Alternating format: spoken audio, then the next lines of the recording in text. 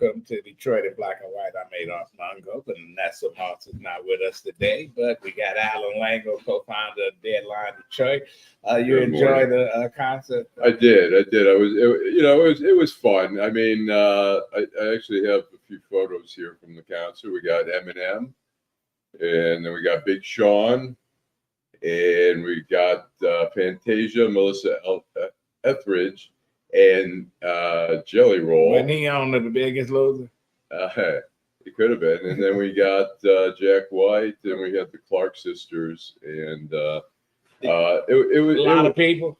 It was very cool. Yeah, there were 20,000 people there. Too many people. It was a pretty chill crowd, and to be honest, that park is very big. I thought it would be like that. There was plenty. You could have fit in another 20,000. It's a real nice park, and it has a train station. Got a lot of history. I happened to be. I've been in there when it was in a bad state when I was doing some work with Matty Maroon. Jim Nardone sitting in today. How you doing, Jim? Good morning. I'm doing fine. One of our contributors, since you are guest co-host today, Jim. We'll start with you. We're here at McShane's. We're here at Michigan and Trumbull. What is it? What do Vanessa say? Like, subscribe, share. We're on all the social media platforms. Instagram, we have our Telegram, Billy Graham, and Lindsey Graham. We on all of it. And we also have a website, Detroit in Black and White, where we house different things. We're on the YouTube channel. We're on Facebook, LinkedIn. We all over the place. And thank you for watching and listening to us, Jim. You're outraged. I want to start with a guy named Bob. As I talk, I'm trying to tell a little story. It won't be as good as your two stories, but I'm going to tell a little story. Bob is a guy that kind of had a rough upbringing. Bob started off as a young kid. He was in a crash, a sad car crash, lost his mom. Bob lost his mom when he was 2 years old. He had some severe head injuries. Bob overcame that. He was raised by a single dad, and Bob eventually overcame his challenges, and he went to college. He went to Georgetown University, and then he went to Yale Law School. And then Bob lost his brother, and I lost a brother, so I know at a young age. I think that was what affected Bob the most. And if you haven't figured it out yet, Bob is Robert Hunter Biden, right? Being a victim of the weaponization of our criminal justice system. So Bob checked the wrong box when he went and bought a gun, and the United States is prosecuting him for that. That is that is unfucking believable. And yet we are in Val Verde, Texas, where a young man went and got a weapon, and how many kids did they kill? I remember quite a few. Sandy Hook. Yeah. Yes. Listen, Hunter Biden is a sleazeball. His brother left a wife, and then he got with the brother's wife. And the Kennedys do that. The Kennedys did that. But you don't prosecute him because he did that. Right. He was on drugs. Way, right? He was on drugs, and and here we got a presidential candidate, Robert Kennedy. He had his issues with drugs, and the families had their issues. So you're absolutely correct. Why are they prosecuting? Well, you know what? First of all, a case like that, if you bought a gun like that and there was some technical violation, you did not use that gun to commit a crime, then what originally happened should have happened. They have a diversion for that case. You don't, it gets set aside unless you do something wrong. It's the tax thing is another issue, but for the gun thing, it's only because of the politics of that, because the Republicans are screaming that our justice system is so skewed and so biased, and so they're like, it is. Just ask all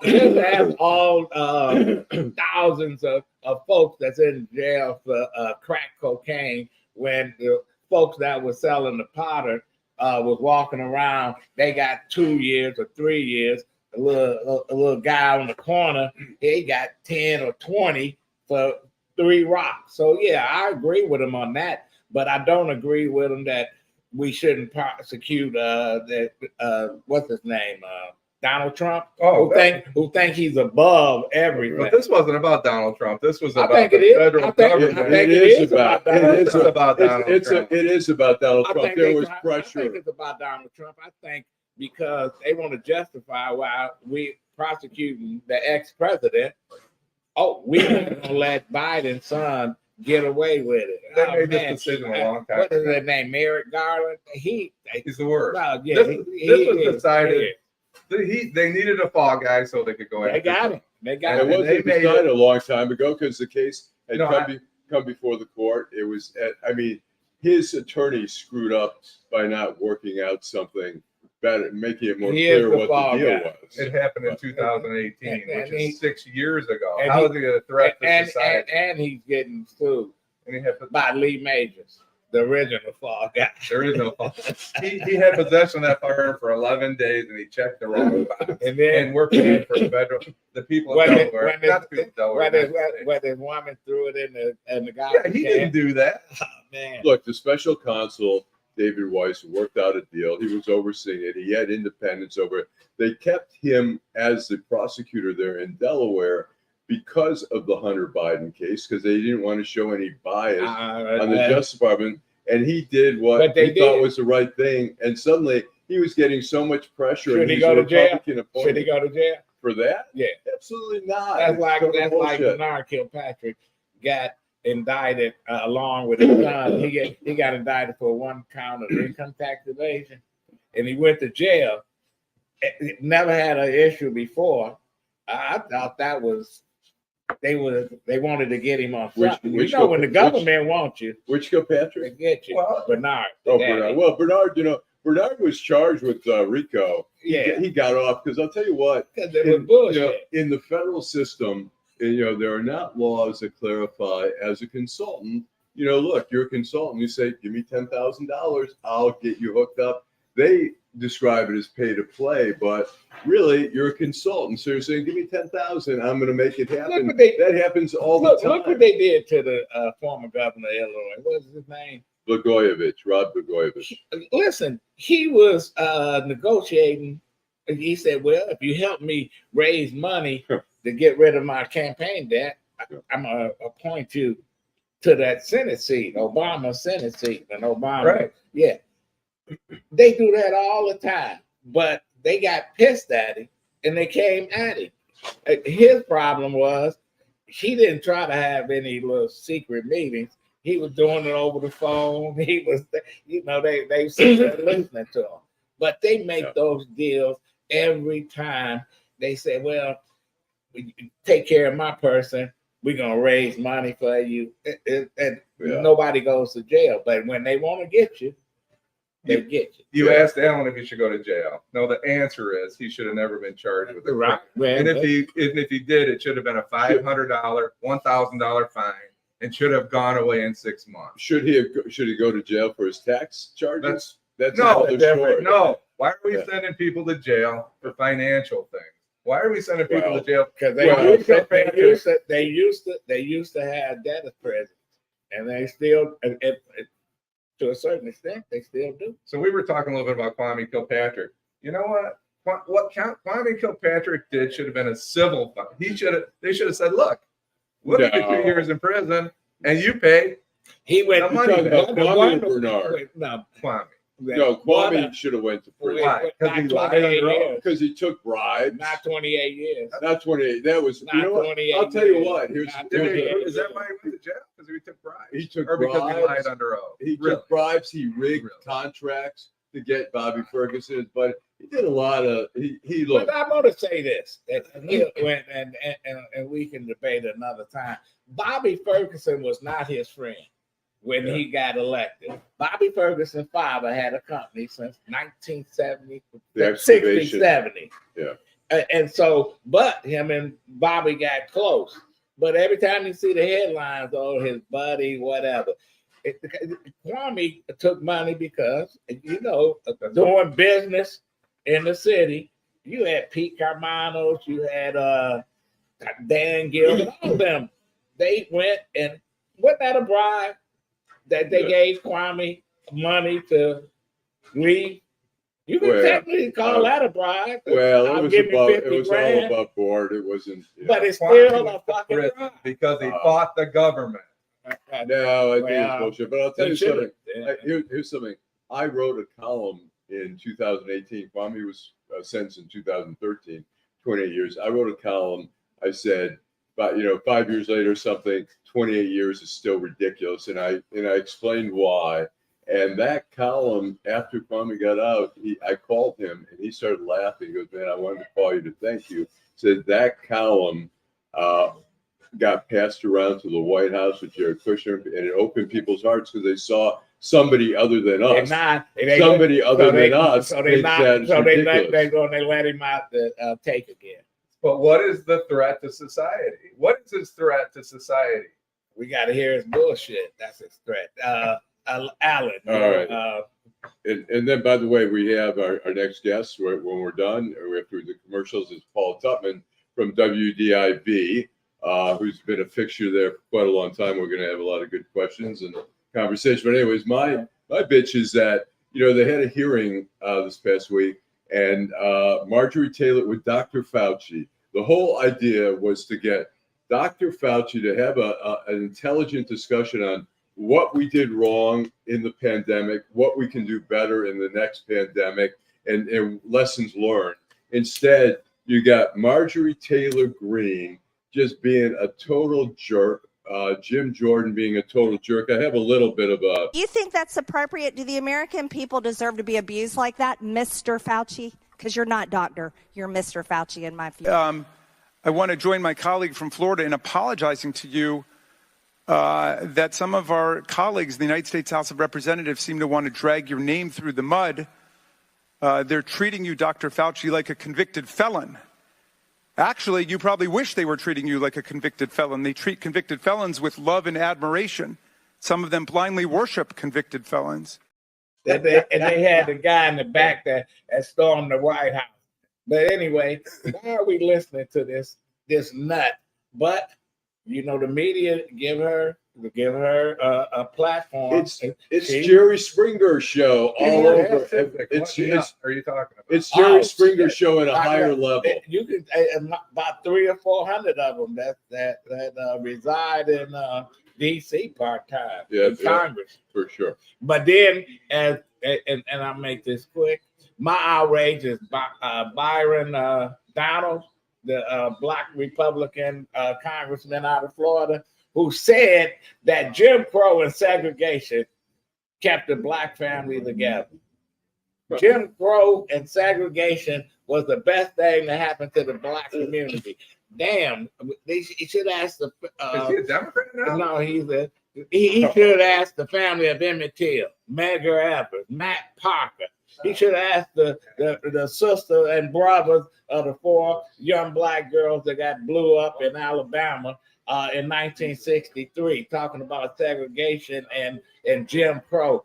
These folks are fucking out of their mind. They can be Republican, Libertarian, whatever, but to say slave, listen, he might as well say put slavery back on the ballot, and he probably campaigned for it. Okay? It was great.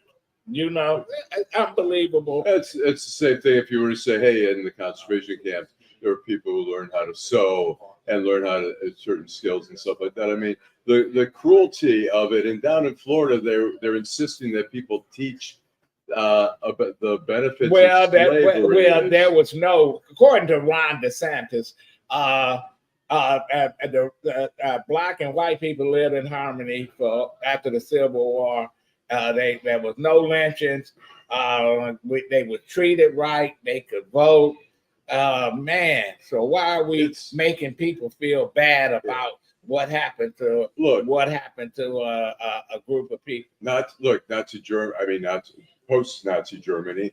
They teach the Holocaust as a lesson. They own up to it. And look, we screwed the Native Americans. There was only 2 Jews that died in the Holocaust. I've heard folks say this. You hear these people saying that was not that many people. What about the gypsies? What about this? What about that? And you know what? Well, you Screw know, the Republican Party. in Europe, there were 9 million Jews in Europe before the war, and after the war, there were 3 million. They killed 2/3 of the European Jews. So. Oh, well, anyway. But look, slavery too, the Native Americans, what we did. I mean, it's history that we keep just shoving aside because we don't want to feel bad about ourselves. We don't want our kids to feel any. Winston Churchill withheld food from what, 20 million Indians, where they starved to death. And listen, man has been mean, real cruel. That we starve folks, we spread diseases and whatever. So and the sad part is, when you go from the caveman days till now, look at our technology has evolved in so many amazing ways, but the human being has not. It's still the same basic anger. And we still prosecuting people for not being able to pay their bills. We still, I agree with you on some things, Jim. Hunter Biden, that's a good take. We're going to take a break, come back with our guests, and continue. We're going to have Paula Tutman from WDIV. Detroit. Because I live in Detroit, I was able to get tuition-free college through the Detroit Promise. I feel very fortunate working with the Detroit Promise. They were able to afford me so many opportunities. I'm currently studying media production and journalism at University of Michigan Dearborn. I'm looking to take my talents further into the production industry, short films. I love working with people here, and this is where I want to be. And that's why I'm Detroit for life. Hi, I'm Eric Sabri, your Wayne County Treasurer. If you're living in a home of a deceased family member and you're facing property tax foreclosure, the probate process can be helpful to you. If you file a probate petition and notify our office, the foreclosure proceedings will be halted during the probate process. Contact us at 313-224-5990 or email us at taxinfo@waynecounty.com. We're here to help.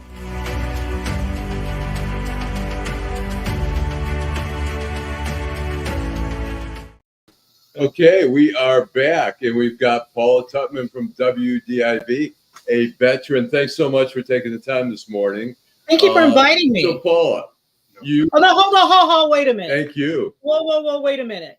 First of all, you're in a bar, and I don't have on lipstick, so I'm a little concerned.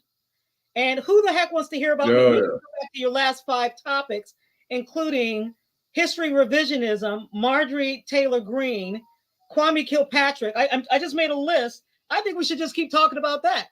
Screw talking about that. We can. We will. But let's talk about you a little bit, and we can jump back into that because it'd be great to hear your thoughts on that. Actually, I'm still working journalist, so I can't give my opinion. So you can shortly. We've had Joe Perkins on since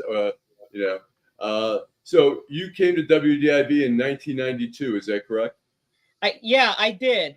Obviously, I was 6 months old. Yes. Or 16, as they say on the website there. And so you came to DIV, but you also you were a Peace Corp baby. Tell us a little bit where you started out and how you got here in Detroit. Thanks for asking. First of all, thank you for having me. I'm appreciative. I'm appreciative of the interest. I'm a Peace Corps brat. So my father was. This was in the 60s when people weren't, really traveling overseas as tourists. Most people were doing it in a government or an official capacity. This is before jets. This is when they still had planes. I was 6, I want to say. My father was in-country director for Sierra Leone, and then he became country director for the Peace Corps in Tanzania. So we lived in Dar es Salaam. I had a great childhood, you guys. I did. I traveled. I lived in other countries, and I got to see how other people lived and how we were truly global children as opposed to, just this country or this country. I can honestly tell you that I have witnessed lions mating on the Serengeti, and I've been chased by elephants, and I have seen butterflies with the most amazing colors. My parents climbed Kilimanjaro. I mean, we had a great childhood. Not everybody does. I had great parents, and it really led to a great adulthood. To answer And your did second that, question. all that exposure, all So that the- exposure, did that steer you toward journalism, or No. how did you get there? No, I stumbled into journalism accidentally. I actually wanted to teach disabled children. And I was teaching at a private school in Maryland, which is my ancestral home.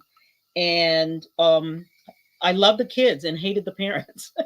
What part of Maryland? I'm from the Baltimore area, Prince George's County, Baltimore area. So our ancestral farm is in Prince George's County. I lived and worked in Baltimore. But I knew I didn't want to. I figured, oh, you know what? I don't want to do this teaching thing. And so I ended up moving to Tennessee and trying to figure out what I wanted to do. I thought, well, you know what? I like people. I've got good people skills. Maybe I'll get into public relations rather. And I met a woman named Martha Renshaw who was working on resumes. It's before laptops, so you still had to go out. You guys probably remember this when you had to send out to get your resume done. And looked at my resume, and she said, you're wasting your time trying to get into public relations. She said, true story. She said, with your face and your voice, you need to be in broadcasting. I grew up in a family where we were not allowed to watch television. Oh, I had wow. never even seen a news program. True story. Never even seen a news program. But she introduced me to an anchor pal of hers, Mike Thurman, who introduced me to his news director, introduced me to news director. And 3 months later, the first news director hired me. And the very first time I ever saw, true story, a full news story, I was in the newscast. What did you think of that? I thought it was fascinating. I thought it was amazing. And I love learning. I'm a reader, I'm a studier, I'm a nerd. I don't look like a nerd. So a lot of people are surprised when they find out I'm a nerd, but I'm a true nerd. And all of a sudden I was being paid to learn. And I'm also nosy. And so I was being paid to be nosy. It wasn't easy. I started in Knoxville, Tennessee. It was the 60th market. People were not kind to me. I can remember one of my coworkers saying, he didn't believe I belonged to be there because I hadn't paid my dues. And I remember saying to him, who the hell is the banker? And trust me, as a Black woman, I paid more dues than you will ever pay. So I had to really fight. I had to, but I learned the craft. I loved the craft, and I learned it well, and then got the hell up out of there and kept going. And have only looked back recently as I'm about to retire. How did you get to Detroit? Great job offer, bad marriage. I was in a horrible marriage. I wanted to get out, and I needed to be far away. And I remember I'd been getting Where phone were you? calls. Pardon me, I was in Baltimore. You were in Baltimore. I was home. My parents would call. My father would call and say, please don't wear that shade of green on the air. And my mother would call and say, why aren't you wearing a hat in the snow? I mean, I was home for all intent and purposes. But when I decided, That's how I got to Detroit. I came from Maryland. I left a marriage and came right back in. Yeah. Something about Maryland and Baltimore. Well, I love Maryland and I love Michigan. I think looking back, I think it was 5 stations had offered me jobs, but Detroit was going to pay me the most. And I was about to be single. I had to be able to take care of myself. And I remember my father begging me not to come to Detroit. He said, I don't want my youngest daughter, who's about to be single again, to live in Detroit. And I said, we would get into arguments, and I would say, Daddy, you know what? Don't talk to me about this anymore. This is where I'm going. But here's the thing, fellas. I've lived all over the world. I've traveled, like I said, I've had a great childhood, but my feet have always tingled. And I remember getting off the plane and doing the interview. And, when they offered me the job, I'm going to go there. And I remember when I got to Detroit to live here, my feet stopped tingling. It just felt like the right longitude and latitude for my soul. And I thought, if I like it here in a year, I think I'll stay. And I did. for 32 years. And your parents' concern was that what, Detroit was too dangerous, or Yeah, I mean, they they had the narrative. Yeah, they had the narrative everybody has had up until recently, really. I mean, let's face it. But Go you know, ahead. I looked at Baltimore as being tougher than Detroit when I was in Baltimore. Adolph, you know this. You know this. You know that New York can be a dangerous place and Chicago can be a dangerous place, and people can't wait to go there. But that's not the narrative. That wasn't you guys are journalists. That wasn't the story of Detroit. And so when you say, why did my father not want me to come? Because there was a narrative, don't mess with me. I'm from the D. I'm from Detroit. That was the narrative. And that's what he believed until I got here. So, Go ahead. So I have a couple more personal questions. I hope you're not offended. First, I'll tell you if I am. I have an identical twin brother. So you have a twin sister, right? Tell us a little bit about that. Well, we're fraternal twins. And thank goodness, the older we got, the more we look like her. She's a journalist too. She's a retired journalist as well. And my brother was a news photographer. And so here's the thing: if you don't like the news media, don't tell your children not to watch television when they're growing up, because they'll all end up in the television business. And my second question is, I want to hear the motorcycle story, because I'm a motorcyclist and former police officer, and you can tell us a little bit about how you ended up with a firefighter. We'd like to hear. Can you just tell us a little bit about it? All right, I can be verbose, so you can interrupt. I was at something called. So I used to ride, and I was in an awful accident, and I was actually in a back brace for off and on for 3 years. So I don't drive. I don't, but I still like to ride, and I had my chaps, had my good chaps and my riding chaps, and I was at something called the Biker Ball with a pal, Lila Lazarus. And I went with her actually at the last moment, had on my dress chaps. Unfortunately, there are pictures, but that's okay. Anyway, but I met this guy there who said, "Hey, we're having a charity ride next week."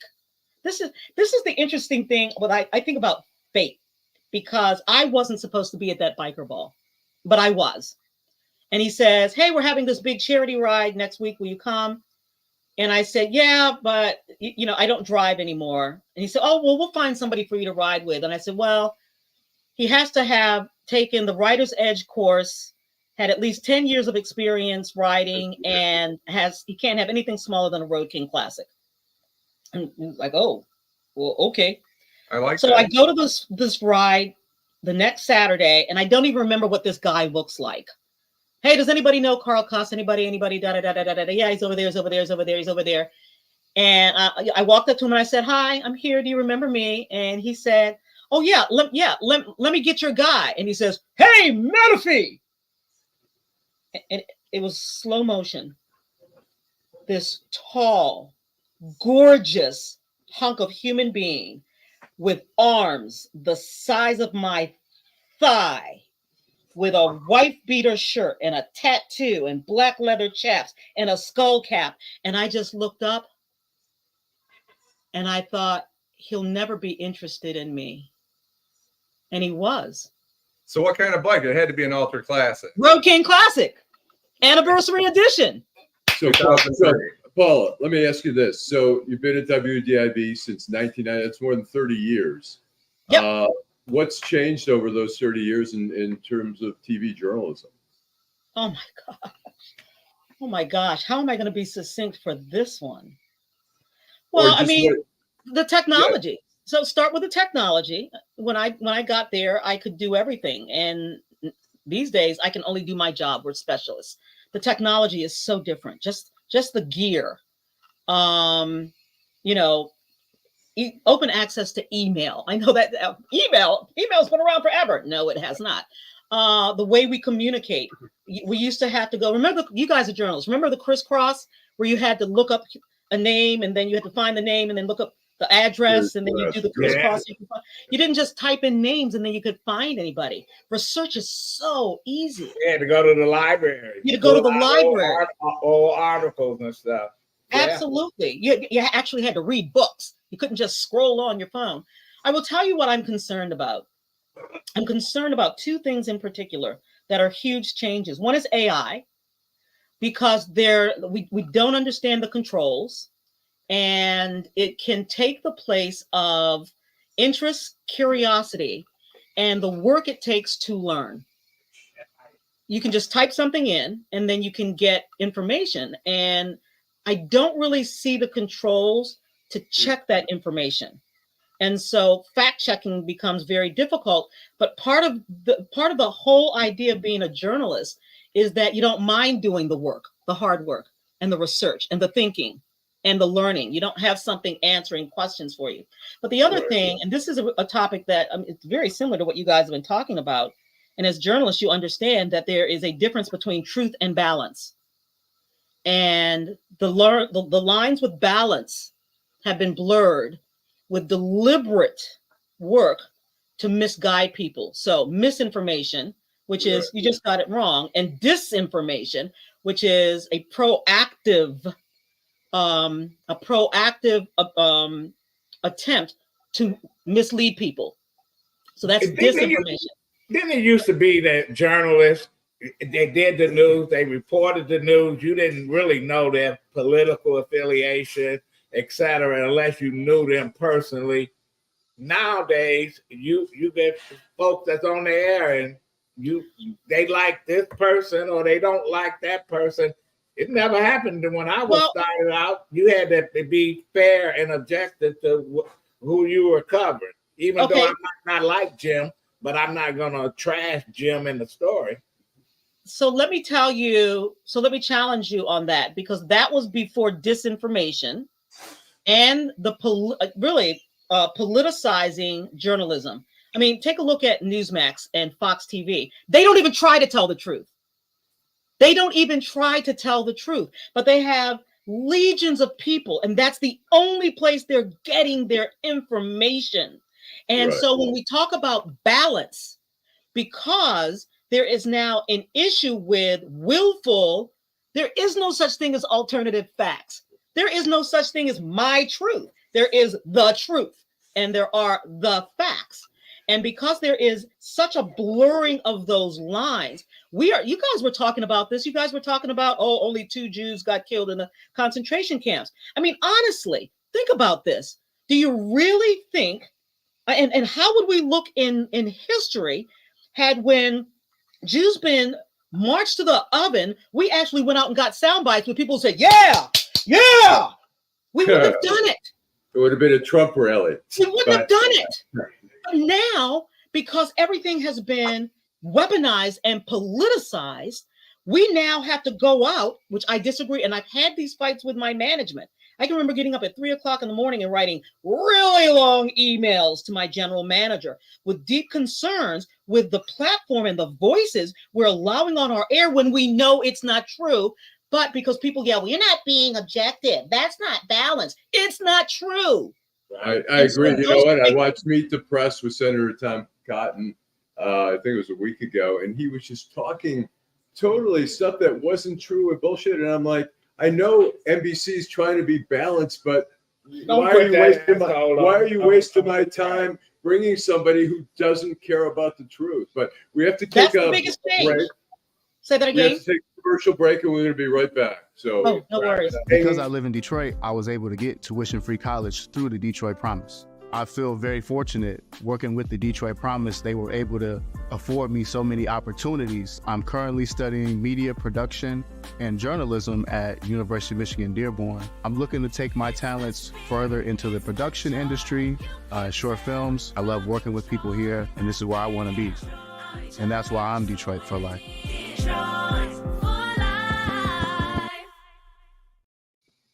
Hi, I'm Eric Sabri, your Wayne County Treasurer. If you're living in a home of a deceased family member and you're facing property tax foreclosure, the probate process can be helpful to you.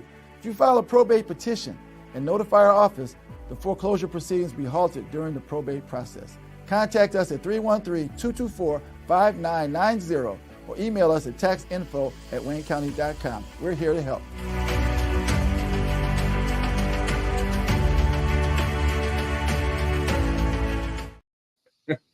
All right, we are back. Go ahead. Yeah, We've got, I want to we've know got a lot of questions. What is your biggest story? One of your favorites, or one you didn't like? Oh my gosh, whew.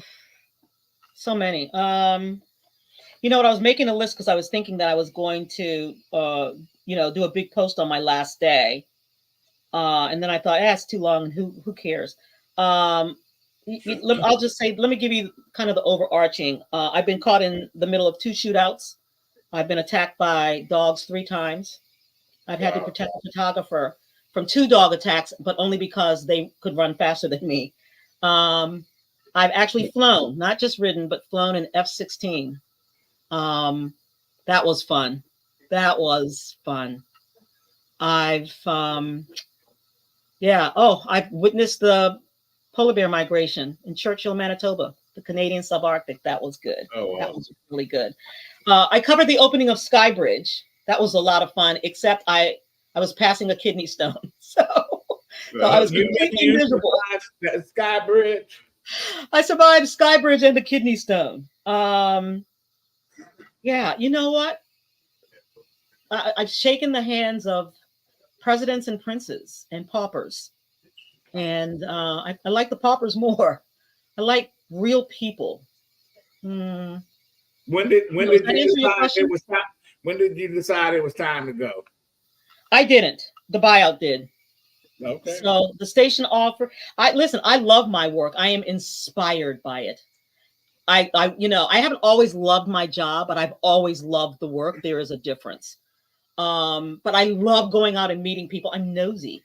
I love every day I meet a stranger and I create a relationship with that stranger. And I love that. And so I wasn't ready. I'm close to retirement age, but I wasn't ready. And then this buyout came. And I don't, whatever you're hearing, they're pushing out the old people. It's not a voluntary retirement incentive program. It's veterans rest in peace. I mean, whatever you want to call it. At the end of the day, our company took care of us, and they didn't have to, because they didn't have to renew our contracts. They could have just walked us to the door with a box of our stuff. There are a lot of ways that they could have done this. At the end of the day, journalism is changing. The model is changing. They're spending a lot of money on a certain group of people. When I saw that deal and I said, I'm not taking it. And within 3 days, my agent, my husband, and my financial advisor basically said it would be fiscally irresponsible for you to stay. And I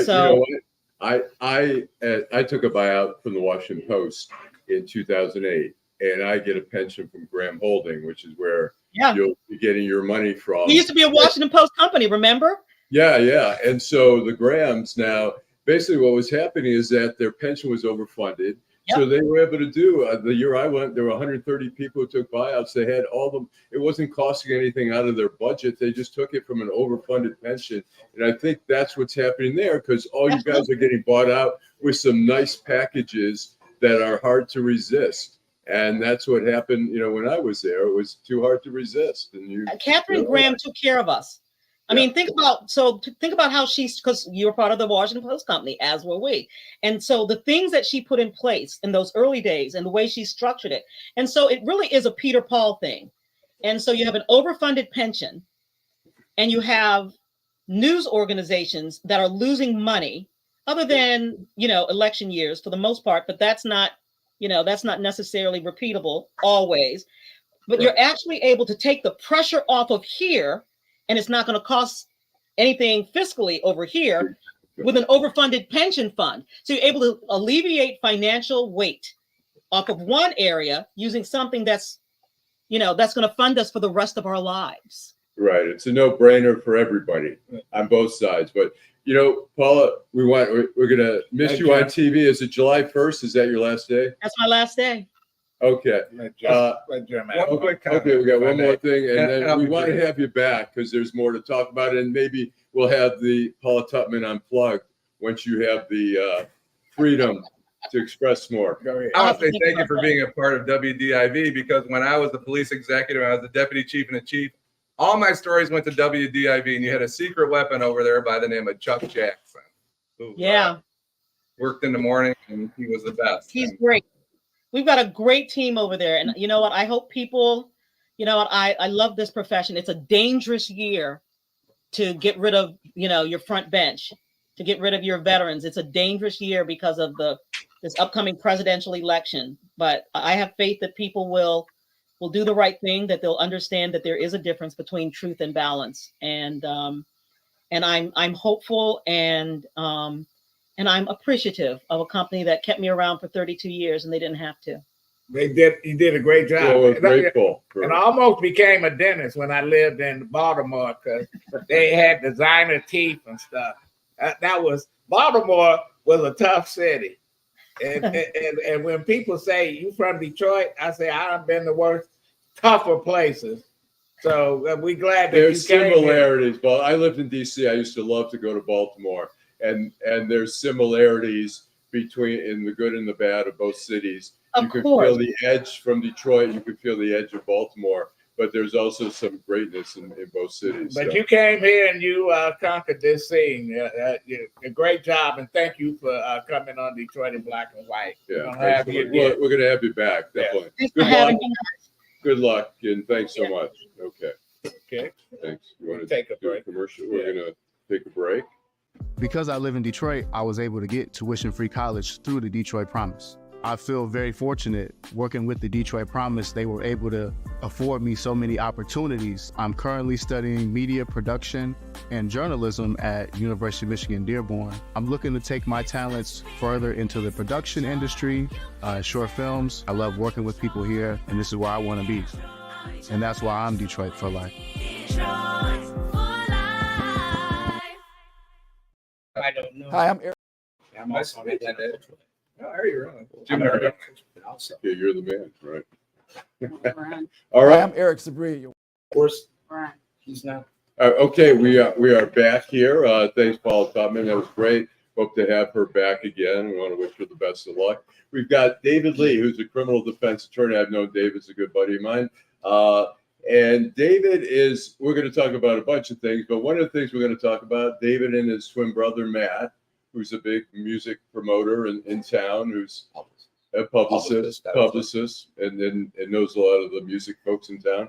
David, they were both in New York when there was the verdict in the Trump trial. And tell us, you were at a bar. What was going on? Well, let me start this. I would like to take credit for rigging the verdict. I would like to tell you that I had something to do with it, but I'm a member of the Michigan State Bar, and I do not rig verdicts. But I can make a case that me and my twin brother and my friend Tom Van Houten, who was a baseball pitcher at the University of Detroit some 40 years ago, a great Titan and a great guy.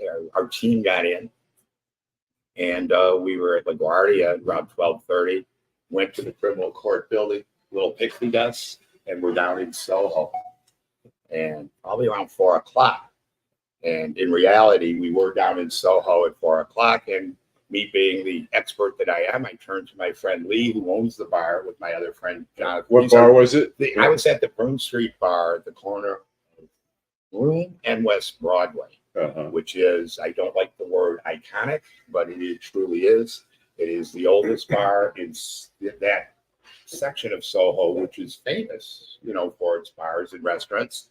It's a different kind of place. It's truly an artist bar. It's my friend Jonathan Kaufman bought the place, and he kind of was a curator with his wife Lee. He was a regular there, as I've been for 35 years or so. As you know, Allan, New York's kind of like my second home. My dad was from there. My brother Matt who's a musician and lived there. Right. And so this bar and so many famous and near famous people have frequented this place. David's doing a whole pitch for the bar. I love the bar. But anyway, so we go down to the bar, and I predict to my friend Lee, we're going to get what's known as a Friday verdict. It was Thursday, of course. Right. Me being the expert that I am, it proves that I don't know shit. And we never do when a jury is coming out. I don't care how many trials you have done. Were you surprised it came back so quickly? Yes, I was. Yes, I was. So the verdict comes out, and people, of course, are congregating because it took a while, as it always does. And everybody, the non-lawyers, of course, are all, why is this taking so long? And a couple lawyers that aren't litigators were saying that too. The bar was filled. This is a different kind of bar. And I would say that many of my radical leftist fellow travelers were there, and they were very happy about this. So it comes down, one woman had children in there as if this was some sort of historic moment. I got to compare it to, all the, where were you then? I remember being in the Windsor Casino for OJ. I remember it being 5 years old when Kennedy was shot, John Lennon and Howard Cosell in my senior year of college. I think that's going to rank. Right. So the verdict comes back. The counts are coming. Yeah. And they come seriatim. 1, 2, 3, 4. And I have to say, most of the bar was cheering pretty audibly. I thought I had film guys. I didn't. So they were cheering pretty audibly. And my friend Lee, of course, grabbed some champagne. And the champagne was flowing freely and for free. Yeah. How many people were in the bar at the time? I would say about 100. It's 4 wow. or 5, but it's getting crowded. And remember, there were horns honking everywhere. In the city? The problem is, I don't know, because the Broome Street Bar is right near the entrance to the Howland Tunnel, and horns would be honking there anyway. So can I ask you a question? Sure. Why are we reacting this way? What does it say about us? I think that it's a problem. I really do. I think part of my problem, and part of the people that stand where many of us do, is we're not taking the time to understand why America's most famous cult leader is so important to his followers. Okay. I think it's interesting what these decisions say about us as people. Are we any better than the guy we're talking about if we're behaving this way? Oh, no. On so many levels, this is really, really sad. But on so many levels, it isn't. Without going into a deep analysis, This is a man that is used both the civil and criminal justice system for his own gain for a long, long time. I don't have to bore you. No, I just think it's interesting. I think the psychology of it is really interesting. It certainly is sad in a divided nation. We have 3 more of these, in my opinion. I think that this case should not have been brought. I think, from what I can see, I think these were campaign finance violations that should have been indicted federally, either in the state of New York or wherever the venue or. So you're saying this charges should have been brought, but people are still celebrating. Maybe should not have been brought. I think that for these type of minor felonies, I don't believe, and I know people are joking, I don't believe that he should go to jail. I don't believe the guidelines would call for it. I know a lot of people would like to see that.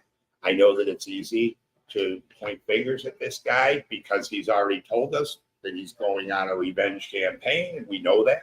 That's sad. And I think it's really sad. Scary. It's scary. And sometimes when I'm sitting here joking around about this stuff, it probably doesn't make me any better. Maybe I'm taking a perverse delight. But is that the way is that what society is becoming? No. Let me be honest. This bar, given where it is not a microcosm of America. It has nothing to do with anything we're even about here on the corner of Michigan and Trumbull. Although it's starting to kind of look a little bit like New York, we're very, very far away from it. So I'm not a sociologist, and I have a degree in political science, but what it says about us, I think it says a lot of things about us. And I think 20 or 30 years from now, when I will be here, people will be assessing what it meant. I think both sides. I mean, it'd be interesting to have found a pro-Trump bar and what the reaction would have been. I'm sure there was a lot of griping and anger, where at the same time there's people, look, I mean, this country's so divided, and people are angry on both sides. People are the anti-Trump people are angry at the bullshit that Trump puts out there, and the people on the other side are angry. They think they're being victimized by this wokeness, and that society is running away, and that the white people are losing power, and there's too much political correctness, and there's too much weakness, and we need to just bam.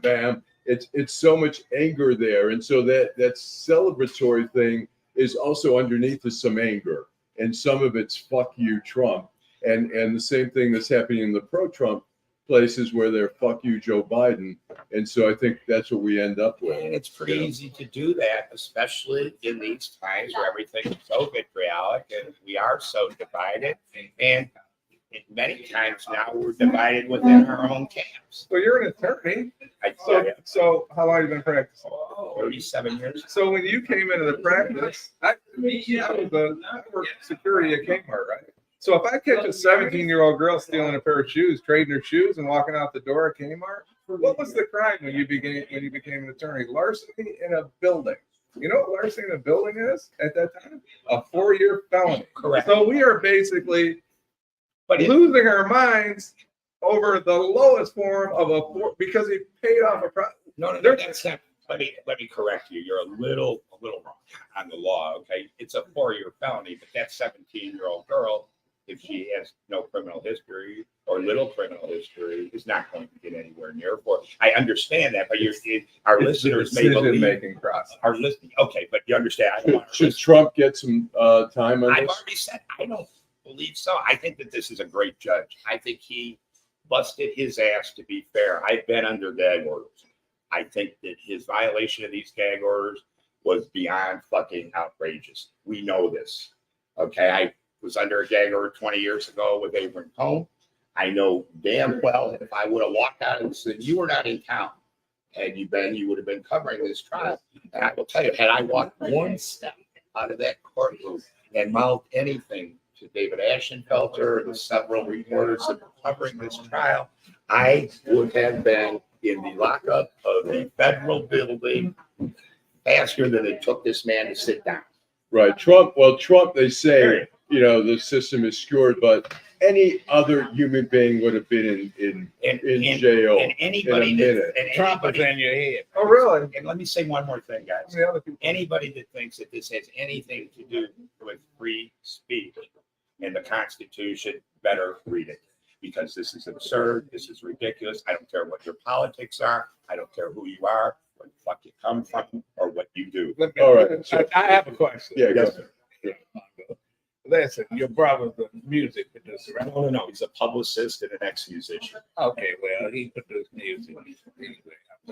He's produced records. Why wasn't Kid Rock over there? I will not talk about this today. Why wasn't Ted Nugent You're over there? friends with Kid Rock.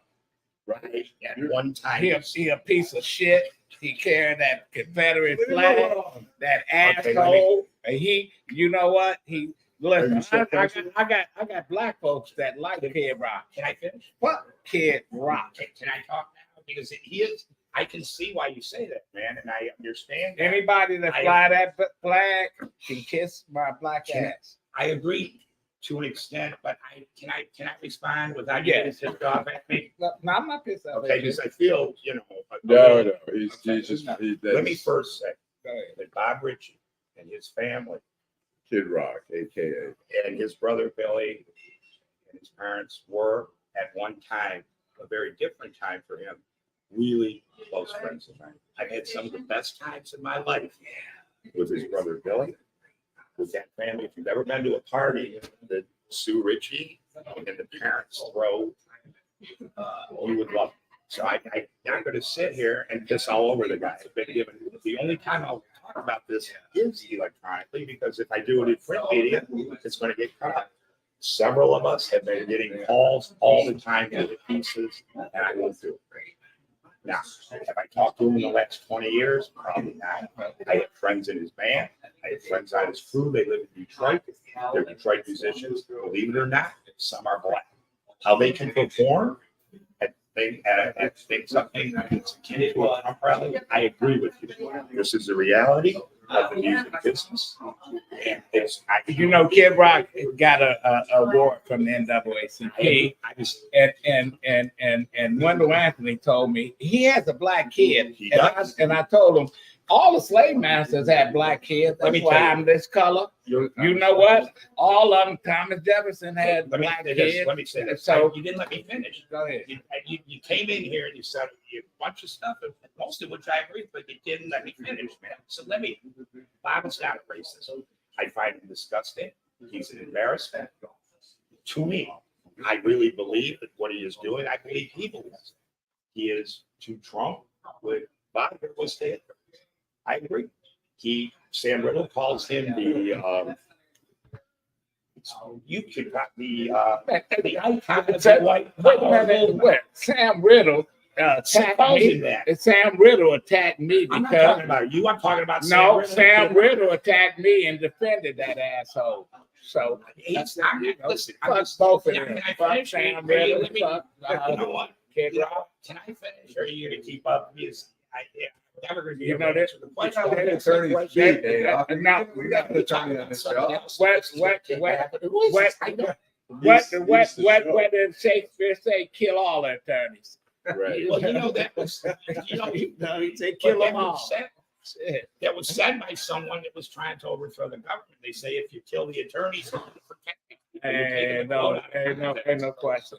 But anyway, we're glad you came on. Can I say this? But really, when you came in, I thought we were gonna have to call 911. We can't be done with this conversation. I think you give Bob Richie. I think you're missing Bob Rich. part of the point. I think part of the point is he's doing it intentionally because he loves. Like you talk about the music business, the music people. But you know what? Go, right? But you know what? I didn't really care about the what was happening at the train station. But I did understand when they announced the lineup and they said Detroit. I said, "Where's Kid Rock? You know, Where's Ted He knows what Nugent?" he's doing. Right. I said Eminem. I've never liked Kid Eminem, Rock but was never even considered. I like Eminem now. Eminem is my man. He's my man. You gotta watch. I'll tell you, in He's my man. 2017, Eminem put out a video, an anti-Trump video that is so powerful, so good.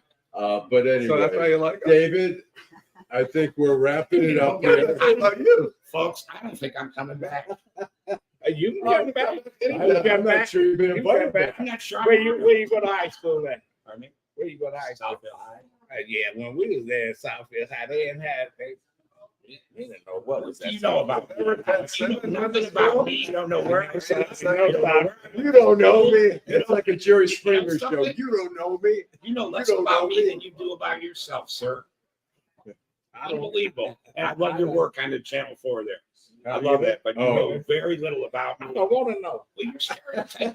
You know why you're stereotyping. You're telling Where me. you go to law school? I went to Wayne State University. Oh, that. Wayne State's a Where very did you- good where did you- school. where did you- I didn't go. I know. Wayne State's a very good school. He's good buddies with Sandy Block. Who was that? One of my closest friends from No, law it's school. good and a buddy really of good mine. lawyer. Uh-huh. You didn't ask me where I went to college. Where you go to college? The University of Detroit. Oh, And you know this was on a proud time. He's a big Titan fan, big Yeah, Titan Titan. I supporter. played there. That might I explain it played all. there, and I went there. I still go there. I want to invite you to the corner of 6 Mile. Let me finish because I'm going to invite this man to the corner of 6 Mile in Illinois I got picked up there. for a Titan game, and we're going to have a drink, and we won't talk about It'd Kid Rock. and you'll- be 3 people there. You know why? Callahan You know Hall. why? Because guys like you are telling him not to come. Don't go. Don't go. Do not go to UD. They took the Sisters of Mercy money, but they want to take their name off of it. Fuck this guy, folks. Okay. All right. I And think thank you. And thank Thank you. We'll be here next week. Oh, next Thursday. Where at? In Ramsey's. Oh, okay. I got a gift. Oh, wait, he's got I a got a gift. gift. Who wants it? What do we What got? is it? It's the New York Post. Don't Clarence Thomas me.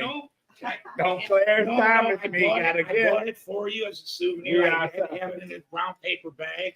You can't carry this around. But you know what? I had a brown paper bag. When you were a kid, you used to Kwame gave me some money out of the brown I paper used to carry bag. that brown paper bag out of the drugstore where you was buying those magazines as a youngster. No, I just stole them. I was just going to say that. Anyway, Thank you guys. Have a good day. I appreciate no it. problem. Good to be here. David Lee, Nice to meet you. Good to see you. a legend lives on. Wow. All right. That's it. What a morning. We're What a morning. gonna thank Paula Tutman. Paula Tutman. It was We great really- having Paula. We're gonna have her back again. We have Vanessa Paula. Moss here next week. Teresa, we love you. We're gonna put you on the air. Jim Nardone, after you, there's Oh, yeah, we do have a better police chief down in Trenton. Now, is that Hawkins? That's the guy. that's the guy. That's the guy. We closer to what we trying to do, right? With that cold case. Yeah, we're getting. I think we're closing in. Did you? What is her name? What's her name? Tanisha Edison. Okay. All right. That's what we need to do. Thanks, Okay. Allan. All right. Thanks a lot. We'll see everybody next Saturday here, and then Thursday we're doing shows out of Trenton, As long as they My don't favorite- GPS works. my We favorite can city. find his way down. Hey, All man. right. What can I say?